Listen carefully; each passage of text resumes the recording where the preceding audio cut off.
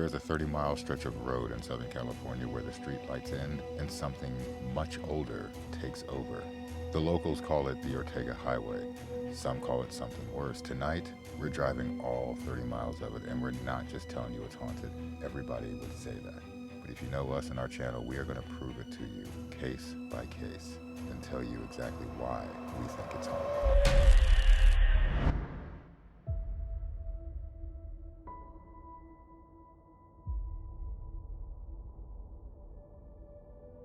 Most people look at a map as a shortcut, a way around traffic of the 91 or the 15. But drive Route 74 after midnight and you'll understand. This isn't just a freeway anymore. It's a 30-mile dead zone. This roadhouse went up in 1947, right at the start of the post-war American travel boom. The Ortega Highway was only paved a decade earlier, in the early 1930s, connecting the Orange County farmland to the Inland Valley. By the 60s and 70s, this cliff had become a launch point for some of the earliest hang gliding pioneers in the country, and they jumped straight off the edge, right here, right where I'm standing, into open air above the valley floor. But the same isolation that made this place a roadside legend also made it useful for something else. Because down in the canyons below us, past where any light reaches, that isolation became a weapon. For decades, men used this mountain to make people disappear.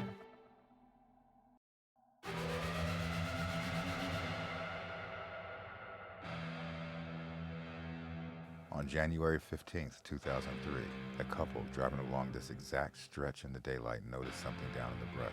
At first, they thought it was a mannequin. It wasn't a mannequin. It was a torso, decapitated. Hands were also removed.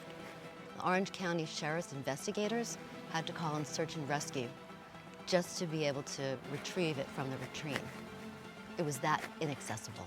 For days, nobody knew if the victim was even a man or a woman.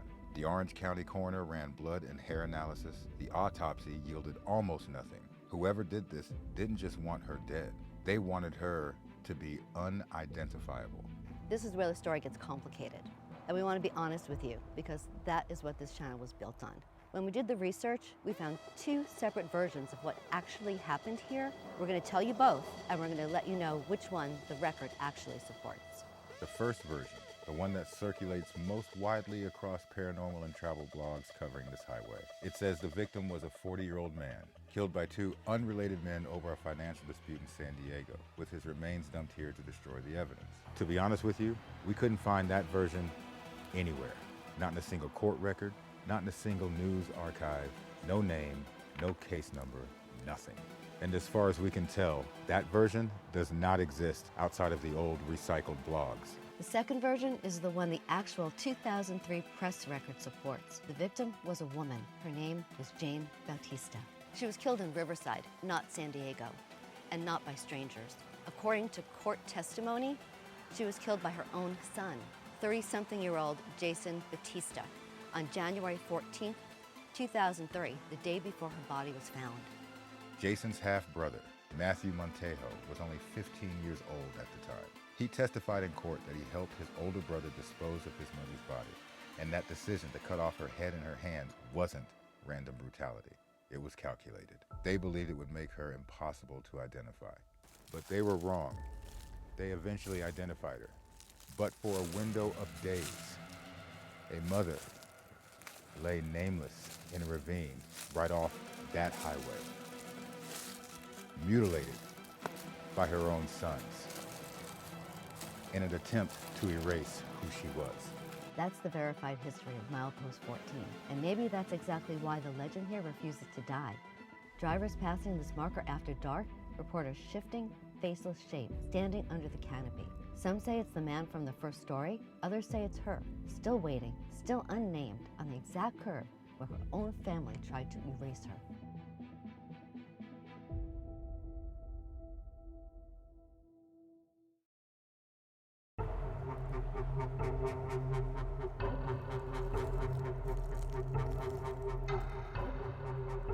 Further up the pass is El Cariso Village. It's a tiny mountain community tucked inside the Cleveland National Forest. This stretch has its own legend, the roadside phantom clown. Drivers for years have sworn they've seen him, standing frozen on the shoulder in full circus attire. And the second headlights find him, he's gone.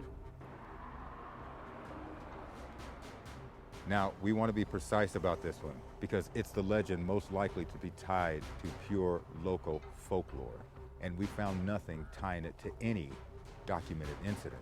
No missing person, no criminal case, just decades of driver accounts and one self-proclaimed psychic that has given interviews about this particular spot.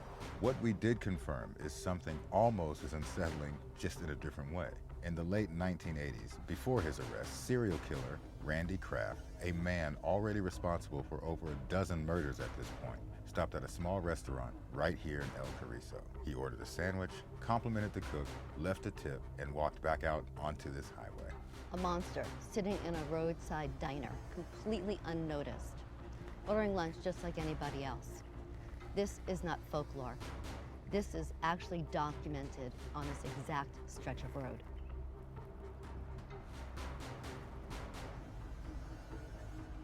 So is the clown real? Almost certainly not.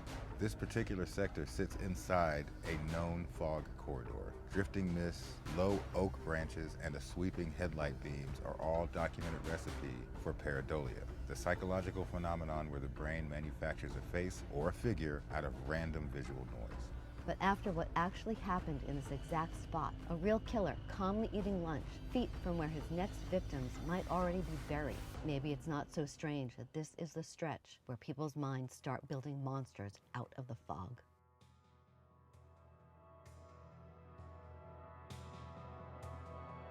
Past El Cariso, the road drops into its darkest corridor, and this is where the highway's true crime history stops being legend and becomes court record. William Bonin. The press called him the Freeway Killer. Between 1979 and 1980, he was convicted of murdering 14 boys and young men. He confessed to 21. He's suspected of even more. On March 2nd, 1980, the nude bodies of 2 teenage hitchhikers were found right here, off this highway, inside the San Juan campgrounds. 15-year-old Russell Ruff and 14-year-old Glenn Barker. The court describes what was done to them in detail, which we won't repeat here. Both boys were beaten, both were sexually assaulted, and both were strangled with ligature so tight that the marks were still visible when their bodies were found. And this was not an isolated stop for Bonin on this road. Months earlier, in December of 1979, the body of 17-year-old Dennis Frank Fox was found along this same highway, just miles from where Rue and Barker would be discovered. Bonin would later tell an associate, almost casually, that he dumped, quote, the other kid, end quote, near the same spot. Bowen wasn't even the first serial killer to use this stretch. In 1971, the body of 30-year-old bartender Wayne Joseph Duquette was found at the bottom of a ravine off the same highway. What investigators would later believe was the very first murder committed by Randy Kraft, the same man who calmly ate lunch in El Cariso years before his arrest. 2 of the most prolific serial killers in California history, operating years apart, independently of each other. Both chose the same 30-mile stretch of road to make their victims disappear. That history is exactly where the highway's most chilling modern legend comes from. Commuters who drive this corridor alone between 2 and 4 in the morning report the temperature inside their car dropping without warning. And when they look up, right here, sitting in the back seat, is a silhouette. Not moving, staring straight ahead. Maybe it's nothing. Or maybe, on a road with this much documented blood in its history, something of it never left.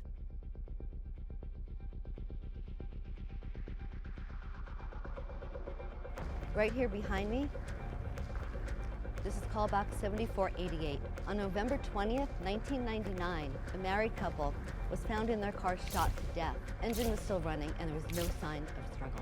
Dr. Kenneth Stahl and his wife, Dr. Carolyn Opie Stahl. At first, it looked like a random highway tragedy. The truth was almost worse because it wasn't random at all. Investigators found a murder-to-hire plot. Dr. Stahl and the woman he was having an affair with, they hired a man to kill his wife. But the killer didn't stop there. He killed the doctor and ran off with more than $20,000 in the process. A husband plotted his wife's murder on this exact stretch of road. The man he paid to do it turned the gun on him too. 2 years later, at this same call bus, a CHP officer was assaulted by a pair of motorcyclists. Whatever this stretch of highway is, it doesn't seem to let go easily.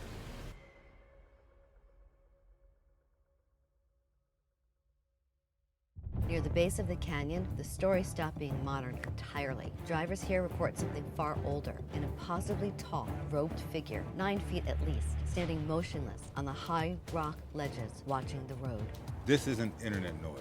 Long before this road was ever paved, this canyon was sacred ground, a spiritually significant route for the Ajacman and Tongva peoples, and later for the Spanish missionaries crossing the same pass centuries ago. That 9-foot figure echoes old tribal descriptions of mountain guardian spirits, figures said to warn travelers away from dangerous, sacred terrain long before anyone called this place haunted. And the smaller shapes, the knee-high figures drivers say dart across the road and vanish into solid rock, those track back to duendes, goblin spirits, carried into these mountains generations ago by Mexican ranchers and settlers. The folklore is old, just adapted to headlights. The Ortega Highway doesn't need any jump scares. It doesn't need Hollywood fog machines. The legend of this road was built on real belief, real bodies, real isolation that is still out there right now, whether you're watching this video or not. So next time you take a mountain shortcut after dark, make sure you check your back seat.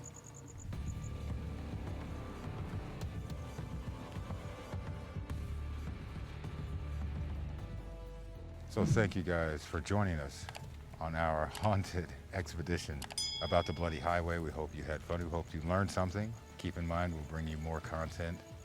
Halloween season has begun. Be on the lookout for our contest, and we'll see you again real soon with more stories, more investigations, and more haunts. see you in the next one. See you on the next one.